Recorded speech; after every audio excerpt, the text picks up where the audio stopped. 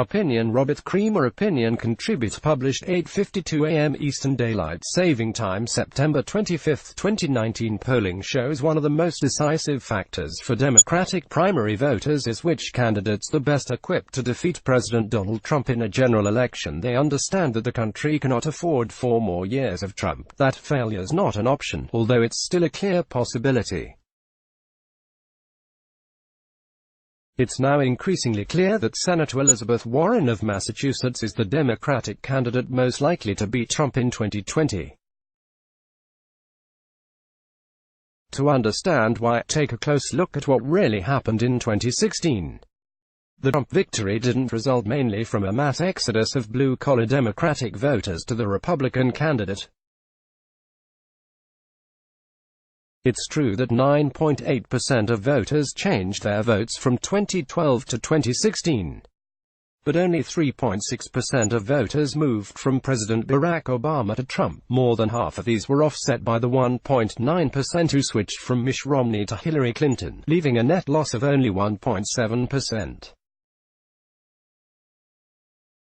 The lion's share of vote changes were the 4.3% of the voters who moved from Obama in 2012 to a third-party candidate or to not voting for any presidential candidate in 2016. Of course, much of the net loss of vote changes was concentrated in critical electoral states like Wisconsin, Michigan, Pennsylvania and Ohio. The loss of white working-class voters to Trump was definitely a component of Clinton's defeat. But a greater component was that so many former Obama voters elected not to vote at all or vote for a third-party candidate. Here's what makes her unique. There are 5 reasons why Warren is best equipped to deal with these challenges. Polls show Warren's message that the economic system is rigged against ordinary people, and her willingness to unapologetically call for fundamental structural changes in the rules of the economic game are very attractive to white working-class vote switchers in the upper Midwest who haven't had a raise that outstrips inflation in 30 years. These voters don't want continuity or stability, they want change. That's why many switched their vote in 2016. They believed Clinton represented the economic status quo. Elizabeth Warren's choice: Medicare for all, purity, or a path to beating Trump. Warren's call to voters in the most recent debate couldn't be clearer. The paths to America's middle class have gotten a lot smaller and a lot narrower. I know what's broken. I know how to fix it, and I'm going to lead the fight to get it done. Warren correctly understands that a populist economic message is necessary to move swing voters, not just their base. That message won't alienate 2016 vote switchers who move from Romney to Clinton.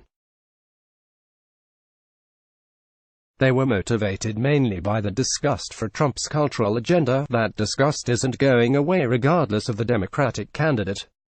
Many pundits question whether voters in states like Wisconsin, Michigan, Ohio and Pennsylvania will identify with a Harvard law professor. They forget that Warren grew up in Oklahoma. The personal stories she tells are the stories of voters raised in places like small-town Iowa, not around Harvard Square. Warren connects with working people because she can talk firsthand about the personal experiences and her own.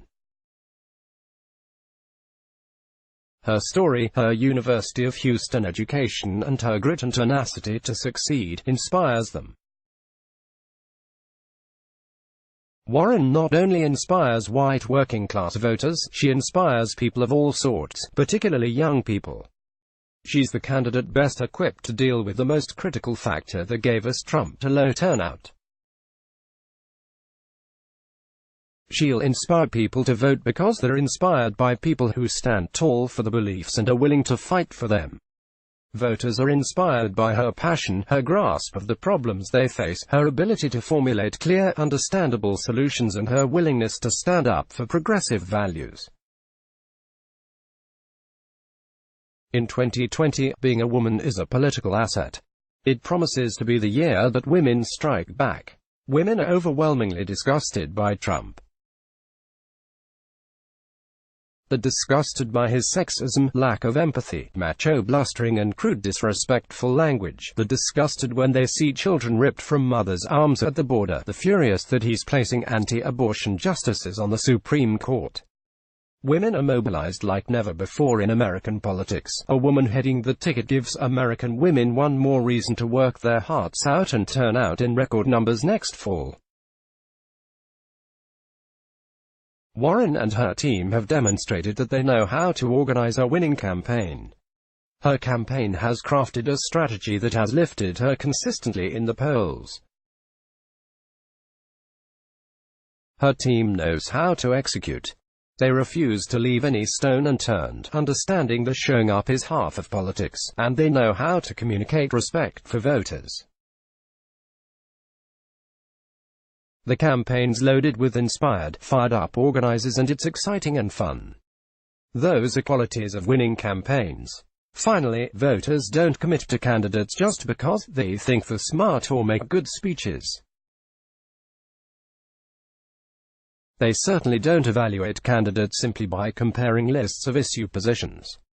Voters commit themselves to candidates the same way people fall in love. They commit to candidates who make them feel good about themselves.